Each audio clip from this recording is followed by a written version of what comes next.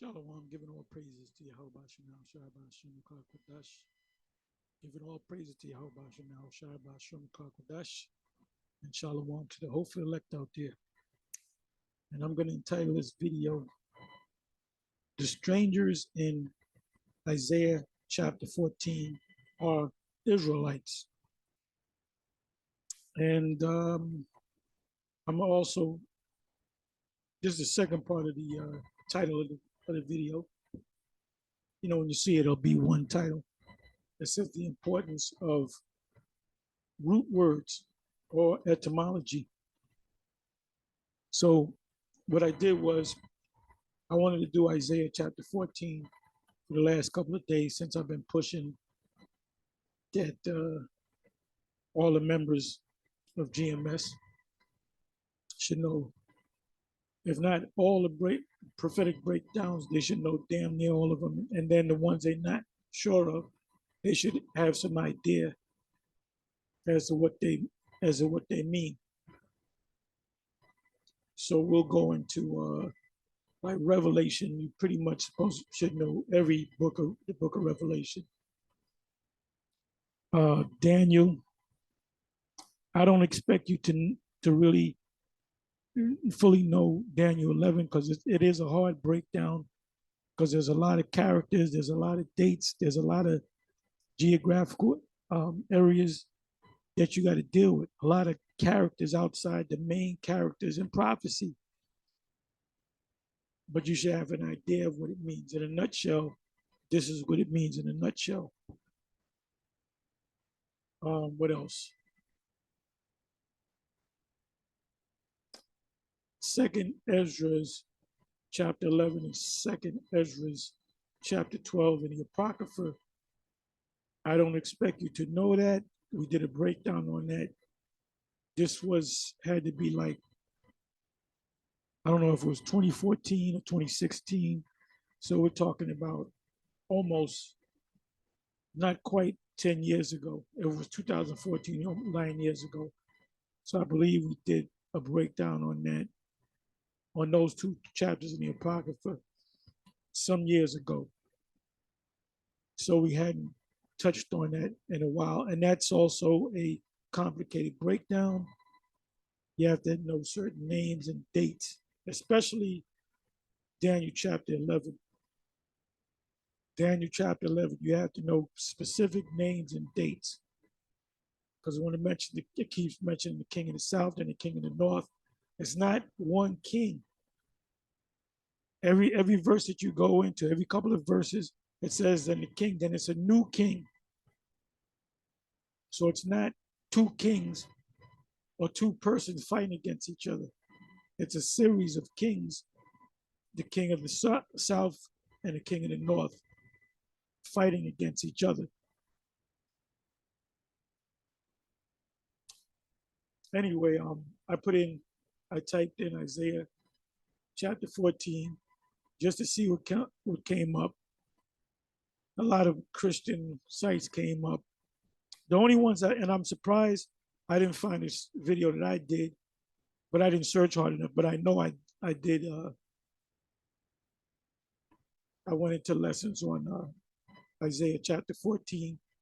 But as you know, there's several of my videos got taken down and several of my pages got deleted. So a lot of new pages I had to put up new YouTube pages. And I just knew that Apostle Rhymelab did a thing on Isaiah 14, but I didn't find it because he's been doing a lot of going into like whole prophetic chapters because of what I said 2-3 weeks ago. So anyway, I typed in Isaiah chapter 14. The only Israelite group videos or former Westers that came up was this video, and then there was another video. But in this video, he starts from the first verse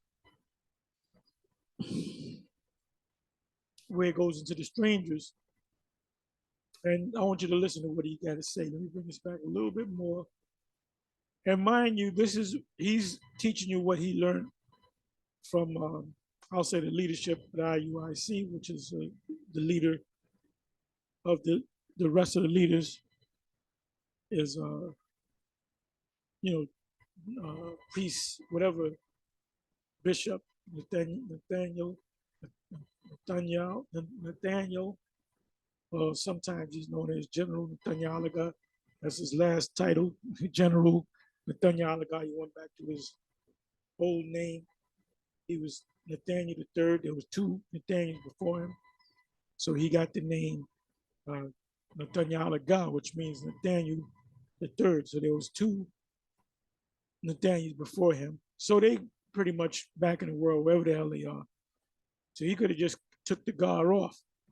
But that's what he was, that's what his name was back then. So it's obvious he taught all these individuals under him, Isaiah 14, because he was taught it by myself, because I went through it, and High Priest Ariah, because Ariah used to always go into, when we went into like the breakdown sessions, he would always go into Isaiah chapter 14. And the first verse, it says, the strangers, High Priest Ariah, and then the rest of the 7 too. They were all in the same accord. They said those are talking about the other nations, which when I did research by going in the root words in the Hebrew, the word there for strangers is referring to the Israelites. Like Cornelius. Cornelius, before he woke up to this truth, he would be considered a stranger. The Gentiles in the New Testament, the heathen in the New Testament, the Greeks in the New Testament, as opposed to the Grecians. The Greeks, the heathen, the Gentiles receiving salvation, some form of salvation, are actually Israelites. So the same goes for Isaiah chapter 14 and 1, which speaks about the strangers being joined unto them. It's talking about Israelites. Before this individual heard the word, he was a stranger, Baptist, whatever the hell he was, Muslim. And he heard a video, came across a video. He probably listened to some of our videos, listened to some of ISCPK, and his spirit went with the IUIC, so he became a part of the IUIC. So before that, he would be considered a stranger, just like I would be considered a stranger before I came into this truth. So let me just let you listen, and I'm gonna try to see if I can go into the whole chapter. If not, somebody else could do it, or I could maybe do half and come back and do the others later, or just go ahead and do it. So anyway, let me let you hear it. I hope you can hear this. So listen up. Bless. We're going to go to get started. This is giving a sense from A to Z. 10 minutes after, so I'm assuming it's going to be a part 2. So we're going to see how it end up. But we in the book of Isaiah, the 14th chapter. He said, I assume it's going to be a part 2 because it is. It's a long a chapter, and there's certain parts of the chapter where you have to do a lot of explaining. What I mean by that is explaining. We say explaining. Isaiah 14.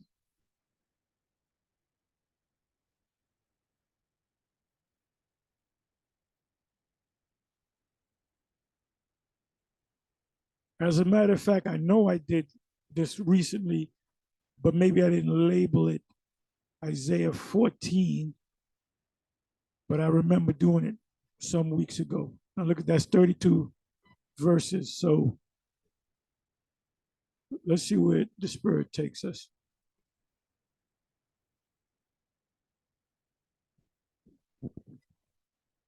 So I'm going to jump right into it. All right, do me a favor. Read Isaiah chapter 14, verse 1. The book of Isaiah, chapter 14 and verse 1. Come on. For the Lord will have mercy on Jacob, and will yet choose Israel, and set them in their own land. And the strangers shall be joined with them, and they shall cleave to the house of Jacob. Right. So when you read in the scriptures, you have different instances where Israel is known as the strangers, but that's not the case right here. All right, this is going into the other nations. All right, I'm gonna show you that. Give me the book of Jeremiah 5:19. Watch this. Give me Jeremiah 5:19. We're coming right back. Read that.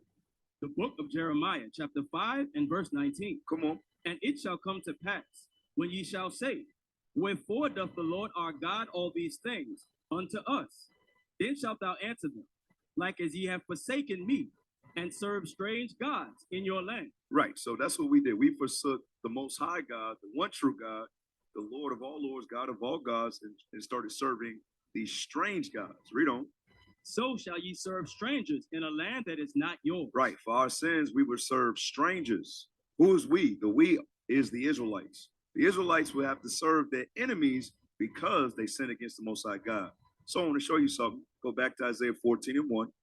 Isaiah chapter 14, verse 1. Come on. For the Lord will have mercy on Jacob, and will yet choose Israel. But he's going to choose Israel this time. Read. And set them in their own land. And set them in their own land. Meaning what? They're not going to be serving in the land of the stranger anymore. They're going to be serving in their own land. Read. And the strangers shall be joined with them. Right. How do you think the strangers are going to be joined with them? They're going to be servants. The same way we were servants to them in their land, they're going to be our servants in our land. Thus saith the Lord. Read them. Okay, that's not the right breakdown, but that's the way, pretty much the way 7 broke it down. That the strangers are going to cling on, they'll mention, like Ariah, Hebrews Ariah, they'll mention the so-called Jew going around saying that they're the people, and the rest of the Edomites are going around saying that they're Christians, which are really Israelites. So that's why it's important to go into the Hebrew if it's in the Old Testament, or in the Greek if it's in the New Testament. If you don't deal with the actual root words, you're going to get stuck. That's a topic right there. The importance of it, the importance of going into the root words, going into the Hebrew. Let's see what the Hebrew word says for that. Or let's see what the Greek word says for that. Or let's see what the Aramaic, which is nothing but Hebrew. Daniel, the book of Daniel was written or translated into Syriac or Aramaic, so you can understand, which is nothing but Hebrew. You can say it's another dialect of Hebrew. Just say it that way. So let's go to it.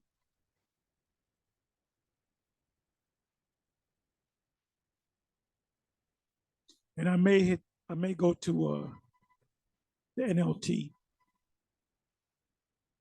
So it says, for the Lord, you see there, all caps, Lord, all caps. We know right then and there that the word there in the Hebrew is Yahweh. Will have mercy on Jacob or Yaquab. The word Jacob is the patriarch Jacob, whose name was changed to Israel, but sometimes in the scriptures we are called Israelites. Sometimes we are called Jezreel, which is he's seed of the power. Yashuan or Jeshurun, which translates into really the first. Jeshurun waxed fat and kicked.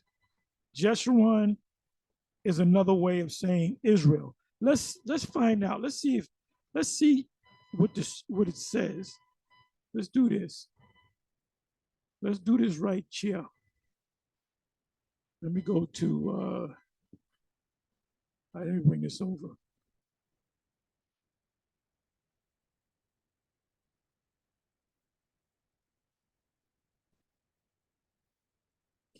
Life would be so much more easier if you go into these root words. Deuteronomy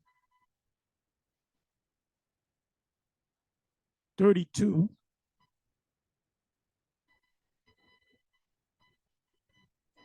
I forget exactly what verse it's in, but I'll find it in a minute.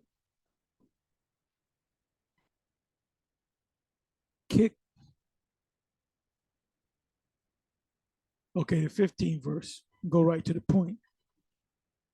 So these were blessings that the Israelites were receiving, and it went to their head. So let me go right to the point.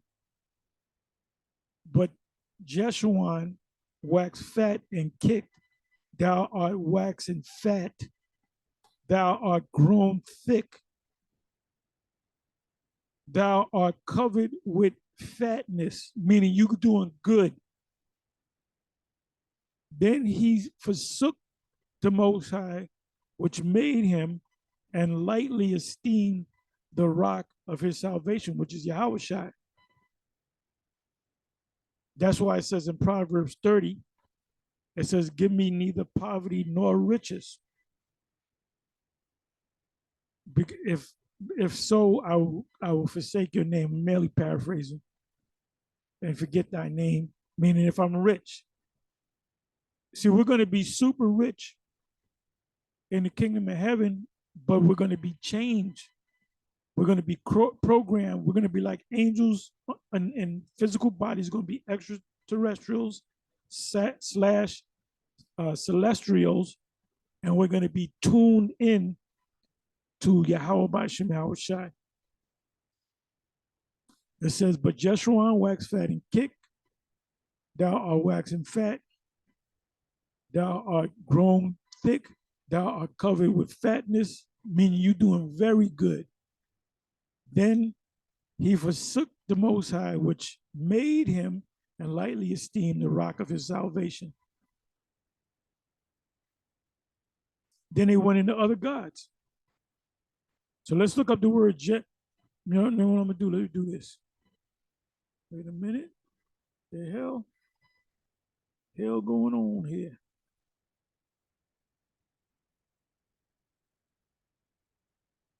Let's look up the word Jeshurun.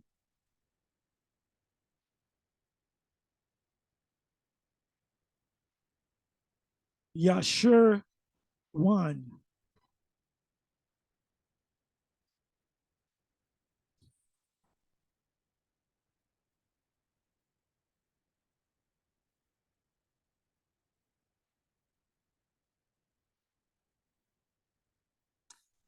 Upright one, a symbolic name for Israel, describing her ideal character. Let's go to the root. Gotta get it from the rooter to the tutor. Yashar.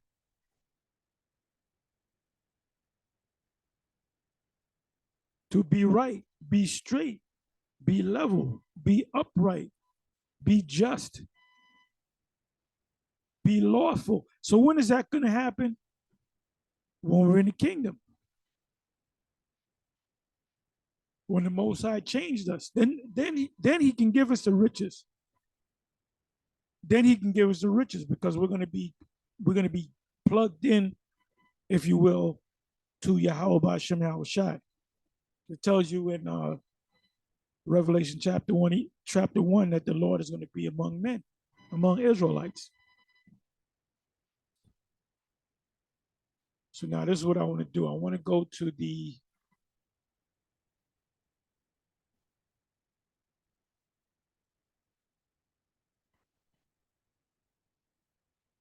let's see what the commentators say.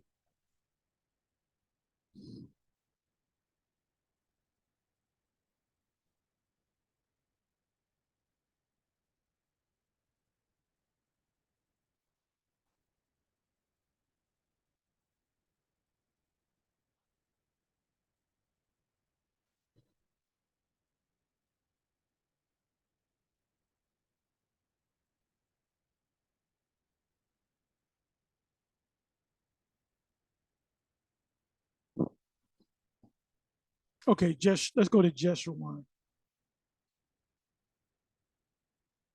Deuteronomy 33, verse 5, Deuteronomy 33, 26, Isaiah 44 and 2. The name for the people, Jasha, and we went to the root. That's the root in the English form. Joshua 10, verse 13, 2 Samuel 1, verse 18, with a play upon the name Israel. See what I said? It's kind of another way of saying Israel. So Jeshurun is like a nickname for it's talking about the Israelites with a play upon the name Israel. Matter of fact, let me come back over here.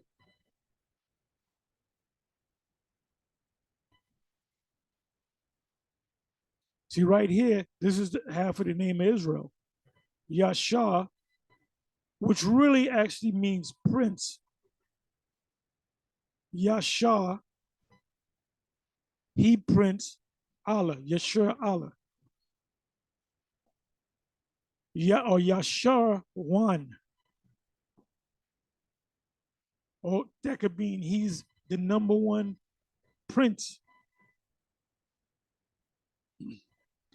So they said it. They were right. It says, with a play upon the name Israel, the Israelites, and as it means honest or upright. It is used here sarcastically of so delinquent and perverse a race. I don't got to read more.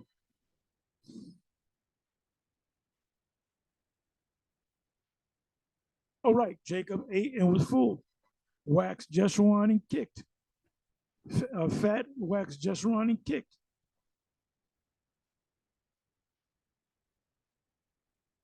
So let's come on back.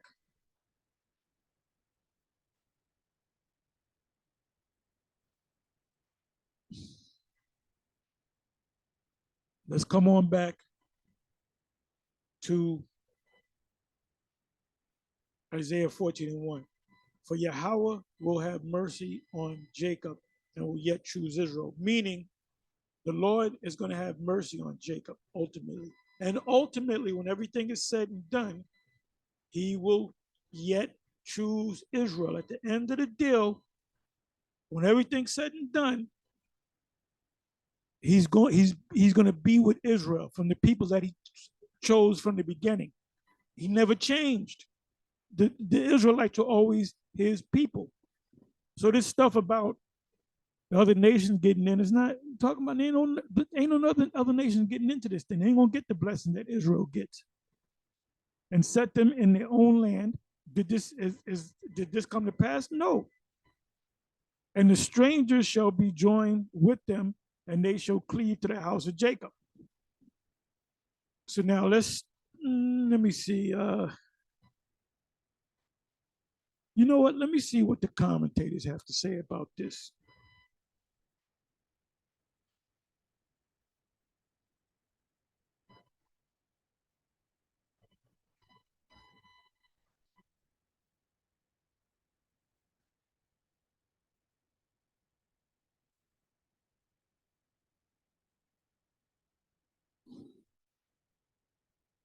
Good. It says Cambridge for Bible for schools and colleges.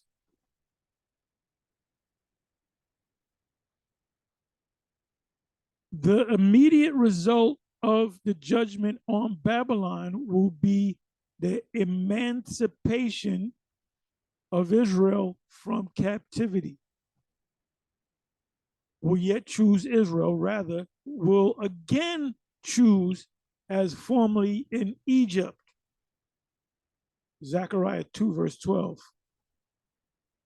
And the Lord shall inherit Judah, his portion, and in the Holy Land, and shall choose Jerusalem again.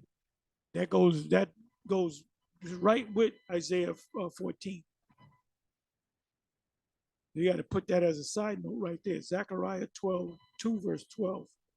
And Yahweh shall inherit Judah, or Jacob, his portion in the Holy Land, and shall choose Jerusalem again.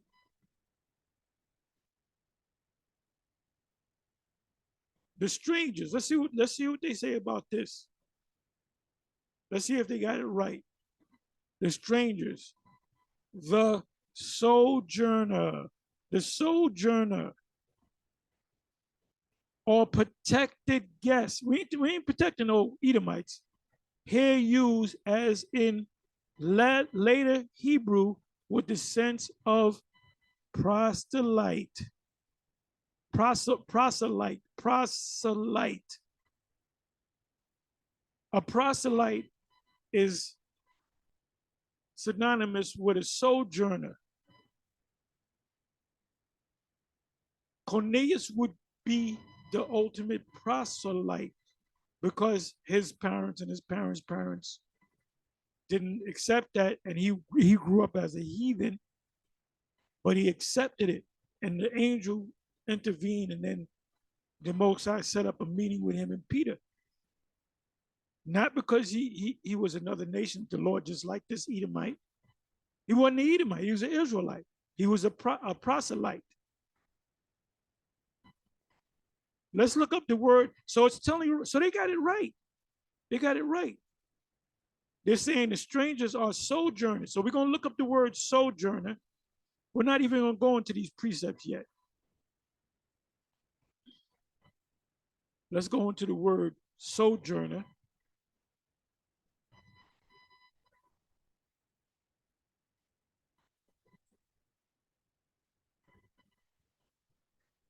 If you ain't going into the root words, if you're not checking certain words in the Hebrew or in the Greek, if it's in the New Testament, you're going to get lost. You're going to get half the answer, which is not the whole, you got to get the whole kit and caboodles, so to speak. So let's look up sojourner.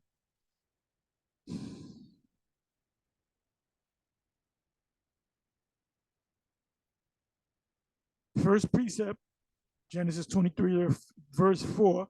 I am a stranger and a sojourner with you. Give me a possession of a burying place with you, that I may bury my dead out of my sight. So let me click on that.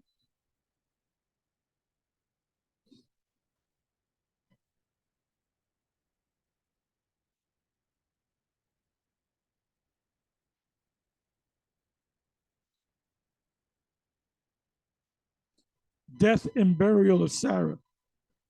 And Abraham stood up from before his dead and spake unto the sons of Heth, saying, so he needed a place to bury his dead.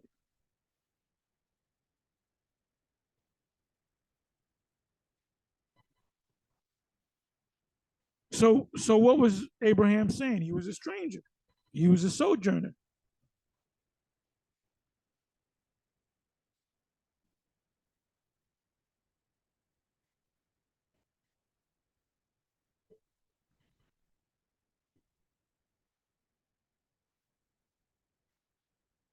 There goes sojourner again. You can read the precept.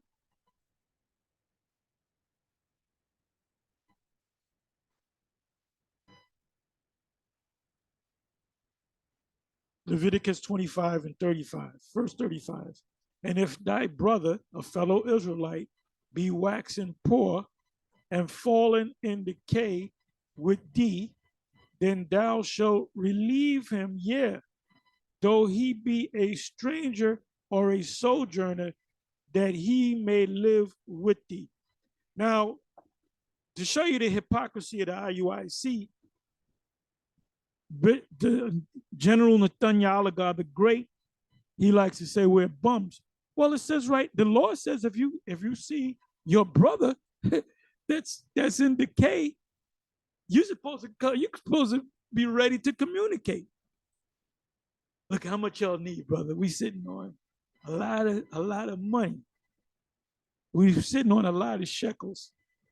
We know y'all don't like us, but you're still a brother.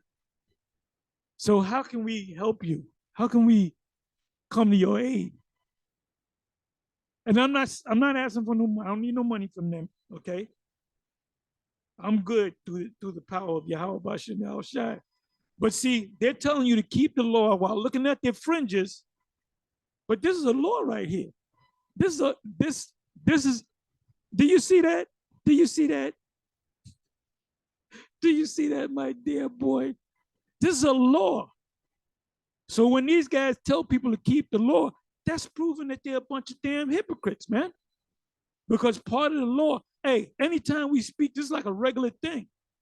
Anytime we speak what we speak at, there's always some poor Jake rolling up asking for money, and we come out of our pocket. There was this one guy, we was lined up at the end. This one older Jake came up asking for money. He asked for $1. I think he wound up leaving with like $150 because there was like a 50 plus of us, and we all went into our pockets, man. Some of them brothers were giving 20, some giving threes, twos and threes. Some of them was giving fives. So I said, yeah, I said that man going somewhere happy.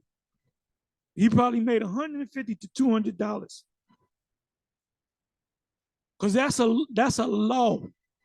I'm saying like, sure, that's a low. Let's read that again. And if thy brother be waxing poor, if he's a bum and falling into decay with thee, then thou shalt relieve him. Yeah.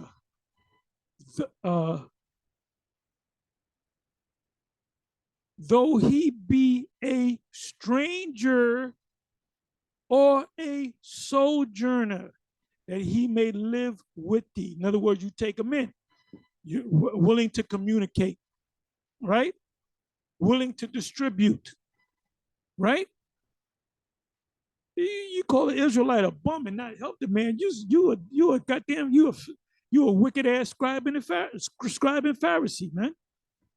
This is a law right here, and I want y'all to remember this law in case y'all ever run into a IUIC member. Remember, get this what's the term? Get this seared in your mind. Seared in your mind. Leviticus 25 and 35. And y'all constantly remind me of this particular scripture. Every once in a while, just raise your hand and say, oh, Tahar, I got a scripture. Can I read it? And then lay it on me. Leviticus 25, verse 35. Leviticus 25, verse 35. Leviticus 25, verse 35. You know what I'm going to do? Let me do this. Let's see what these white boys got to say. You got to have fun with this thing. So these are guys that are great. And keep the laws of the Most High. Get right with the Lord, you Israelite, and keep those laws. Well, this is one of the laws. So you're guilty of breaking one of the laws. If you're guilty of one law, you're guilty of all of them. So guess what? You're going to wind up in the lake of fire. You're going to be tap dancing in hell forever. And this is what you call a cut. That's a cut. Where you want me to start cutting? So let's go to Cambridge Bible for schools and colleges. And I think they got it right.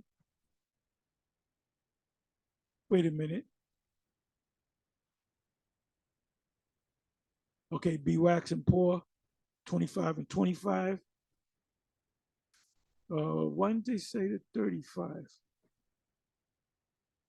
His hand fell with thee, i.e., if he loses power of self-support by personal effort, and thou art able as a neighbor to help him, don't call him a bum. Where's that in the scriptures?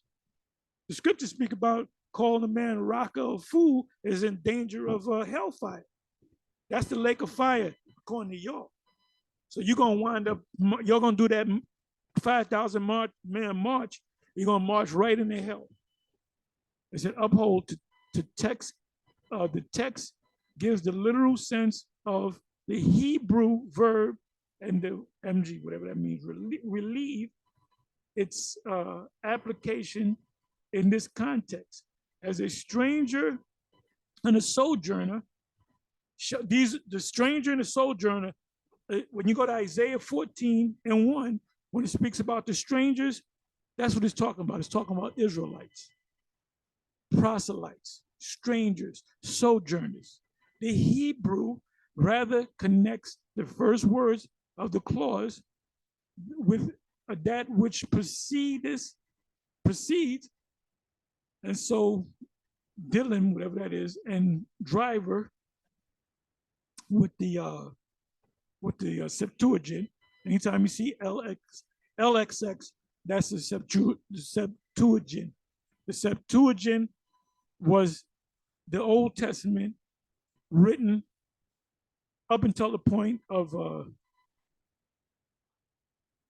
the book was completed. The New Testament is not a part of the Septuagint, but it was written from Hebrew into Greek because you had Israelites that spoke Greek. They didn't do it for Greek Edomites. They said, "Oh, you Greek people, we're going to write the book." No, they were doing it because you had Israelites going back more than 2,000 years ago speaking fluent Greek.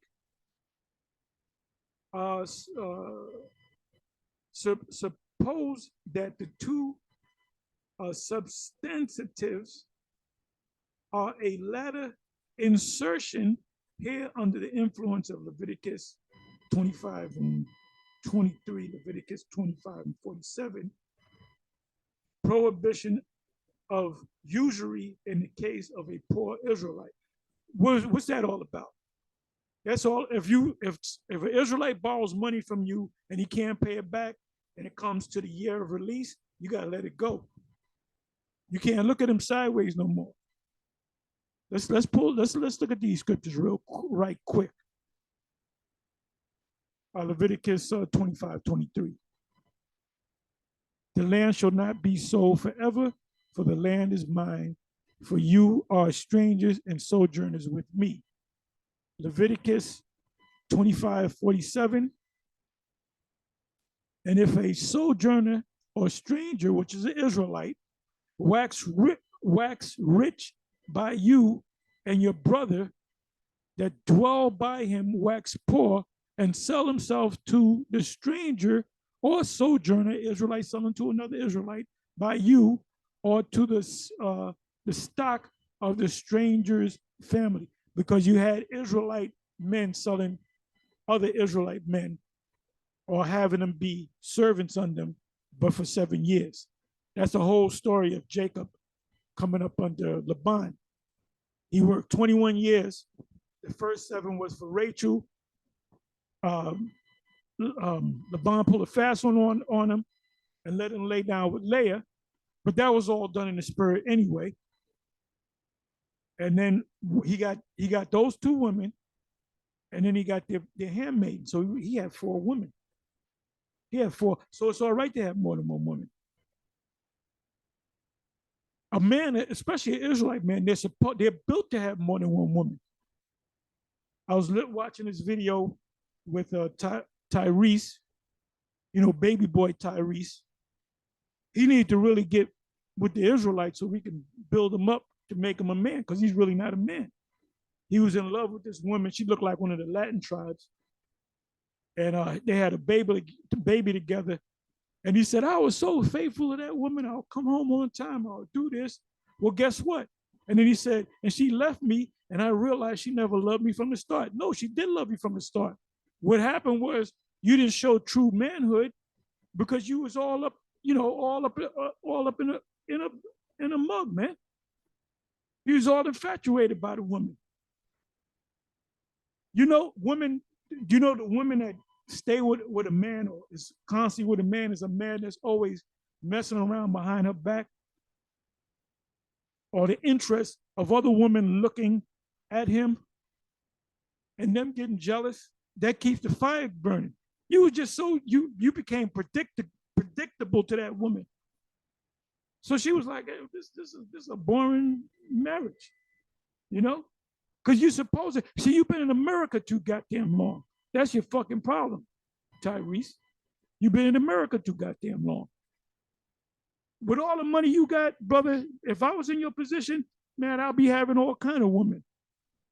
The finest of the women too. Be like Babe Ruth, which, by the way, he's a Simeonite.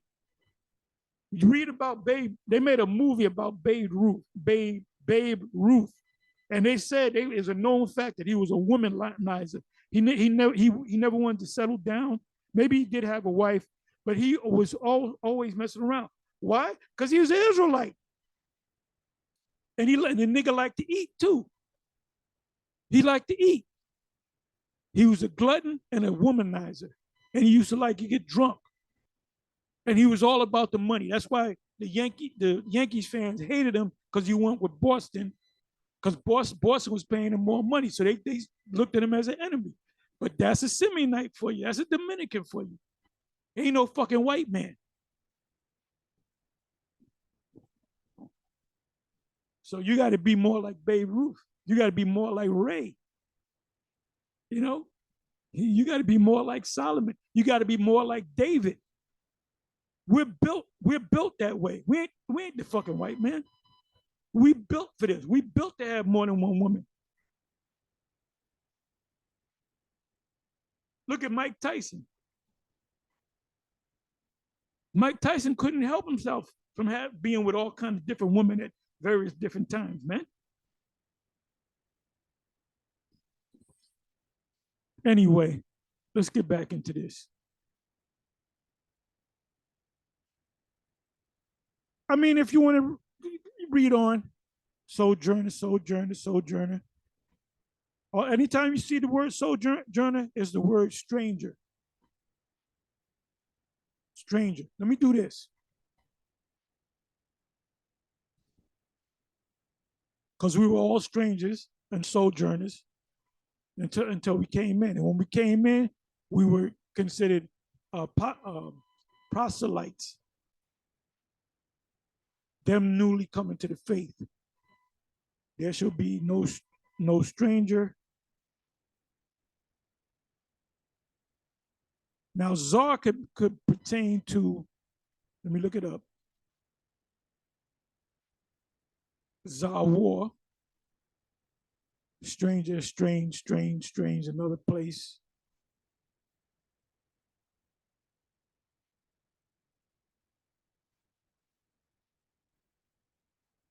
See, Jake can become strange.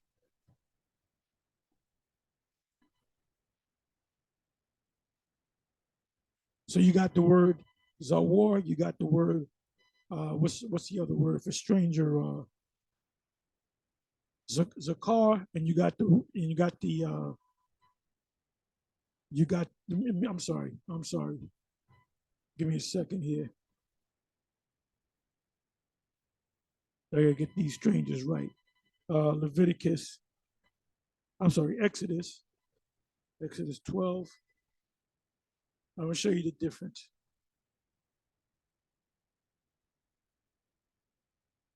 Stranger.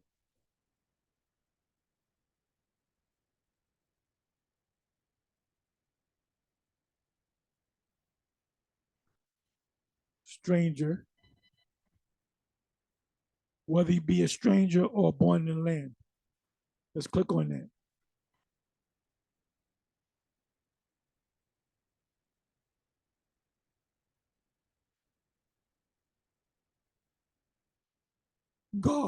Gar. Anytime you see the word Gar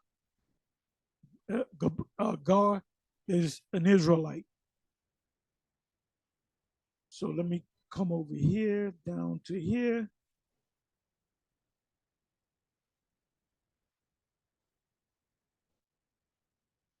There shall no stranger eat thereof.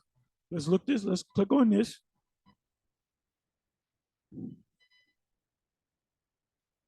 See, this is why you guys, to this day,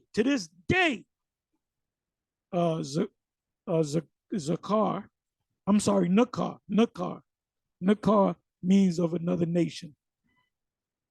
Sometimes you see the word Nakar,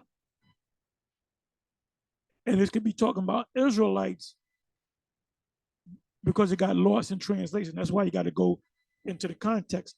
If I'm not mistaken, if you go to 1 Kings, the 8th chapter, it mentions about a stranger, a sojourner, and the word there is Zakar.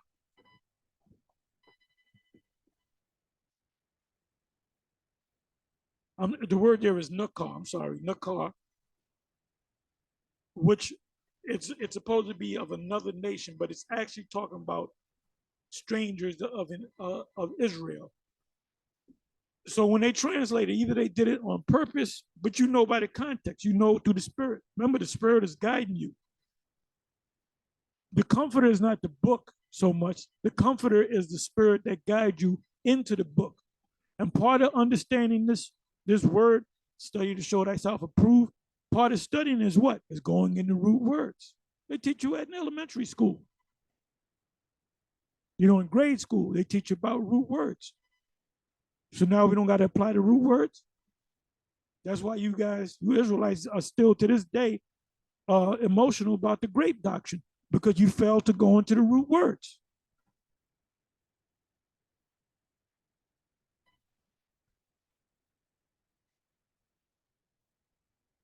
So it says, for Yahweh will have mercy on Jacob and will yet choose Israel and set them in their own land.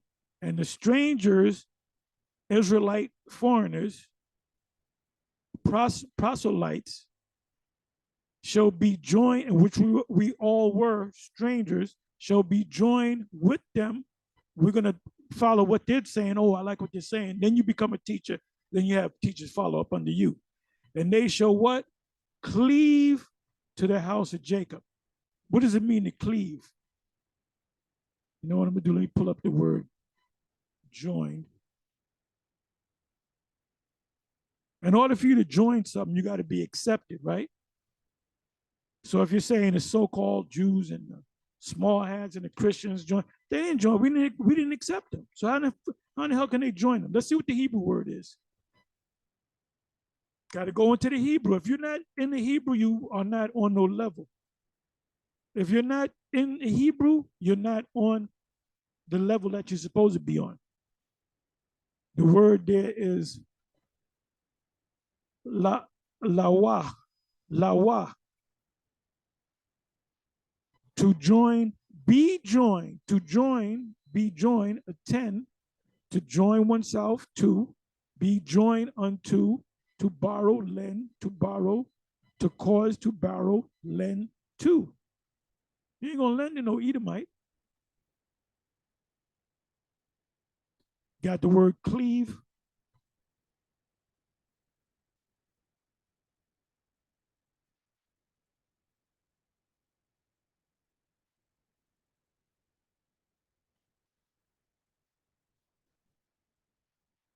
Join and cleave.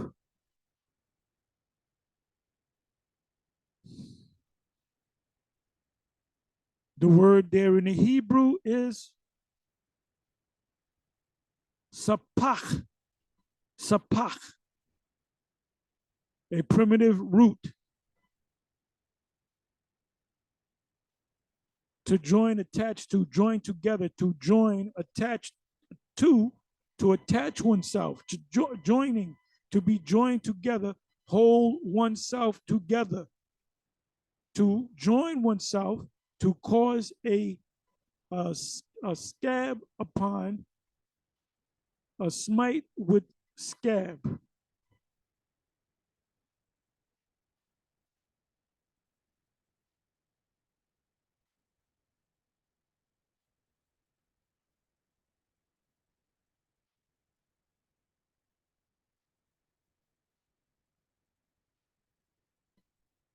In other words, it's in a sense, it's like a baby gets lost and the mother finds a baby and the baby sees a mother and grabs a mother and holds on tight. That's what it means to cleave.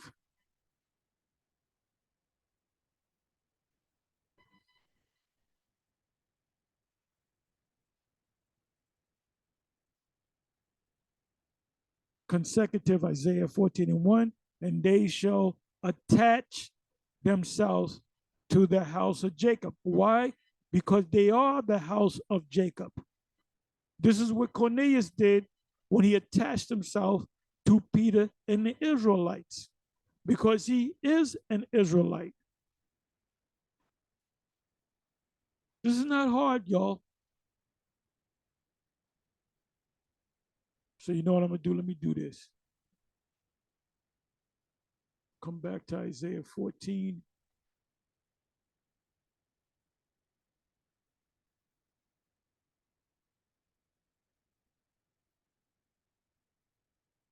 Now, all this mess over a cracker, inside joke. Yeah.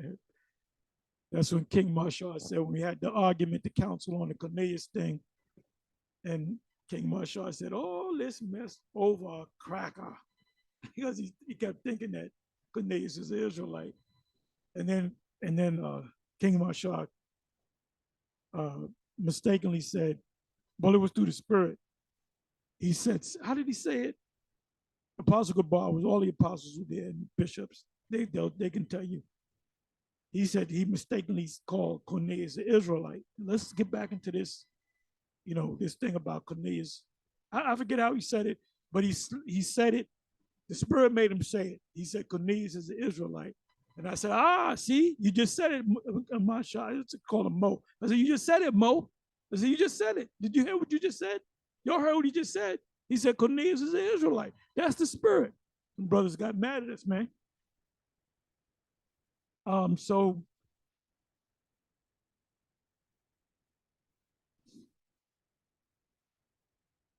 So it says, and they shall cleave to the house of Jacob.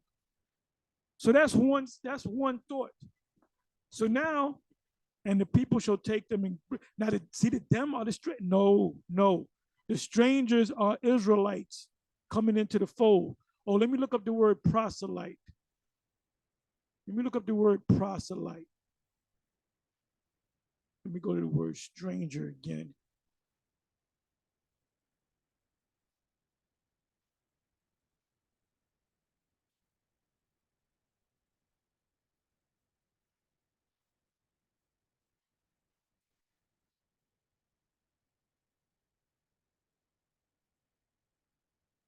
Okay, I believe I clicked on this. Let's find out.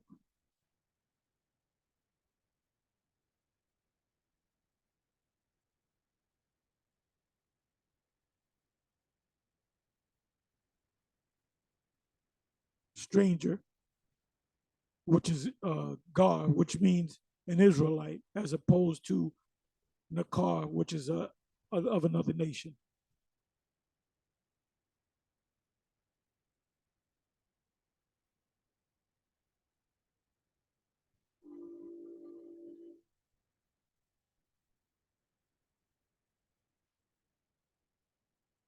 I'm looking for the word proselyte.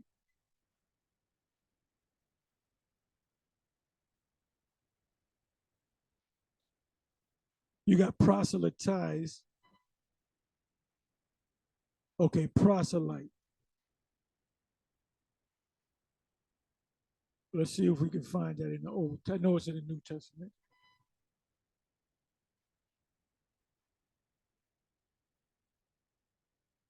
May not even come up. It doesn't come up.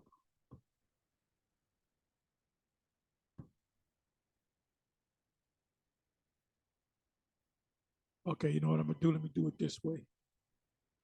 Let me go to Matthew 23.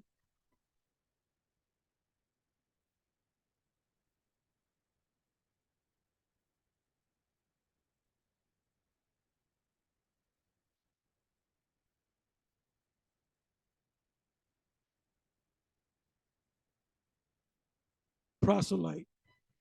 Woe unto you, scribes and Pharisees, hypocrites, for ye compass sea and land to make one proselyte. So, what is a proselyte? Someone that came from outside the land of Palestine, coming into the land, the Holy Land, and saying, I want to stay here. So the law states that you find out what tribe you're from. Or you're from the tribe of Gad, so you go to the land that's occupied by Gad, and you give him a plot of land. And he lives off of the land that you gave him, because that goes back to the inheritance. And when he is made, you make him twofold more the child of hell than yourself. You put hell on him. Proselyte. Let's deal with the word proselyte.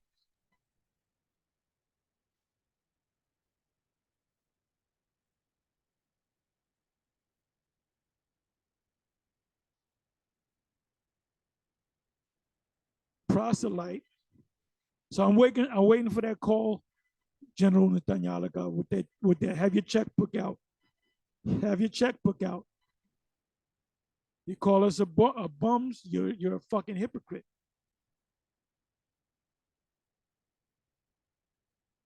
And you're not about the laws. Now listen, proselyte, and from the Greek word, let me let you listen to it.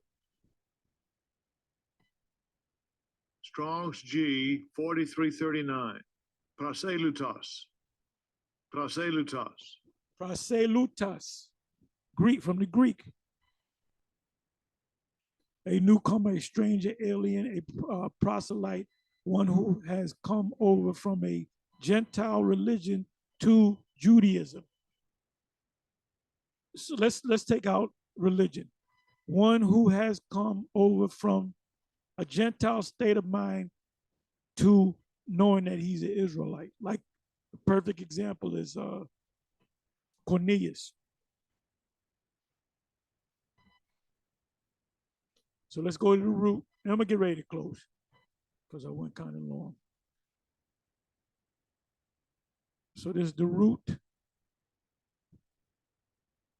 Strong's G 4334. Praserchamai. Praserchamai. Prasherkamai. That's a hard one. To come to, approach, draw near, to assent to. Right, you're coming into this truth.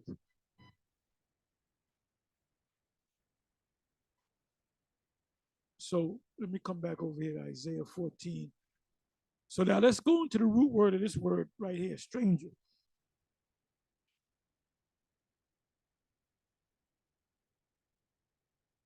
The word for stranger should be gar.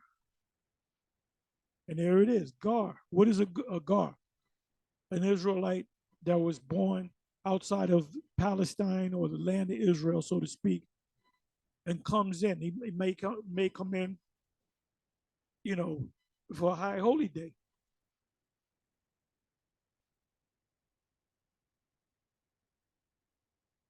He may fall in love with an Israelite woman in the land and decide to stay in the land.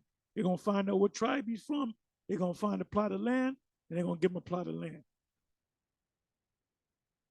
Gar.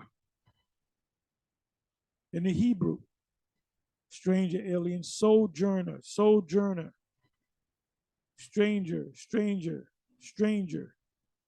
A sojourner, a temporary inhabitant, a newcomer lacking inherited rights. So once he proves himself, I'm an Israelite from the tribe of Ephraim, and my father's father goes back here, and they say, yep, he's an Israelite. How can we help you? I want to live here now with my family. Okay, no problem. We're going to go to the land, the patch of land where Ephraim dwells, and we're going to give you a patch of land. And inherited rights of foreigners in Israel, like Israelite foreigners, though conceded rights. So they gave up their rights for a time, but they can always get their rights back. And the small hats call it the right of return. That's why the Philations that they came in, they said that there's a company of Jews in Ethiopia known as the Philations. I believe that's a label that they gave them, the Philations. So they said, well, these are descendants of Israelites, even though they're black and got woolly hair and look like Negroes. The fact that they're descendants of Abraham and Isaac and Jacob, we got to take them. We got to take them because I believe they were being slaughtered.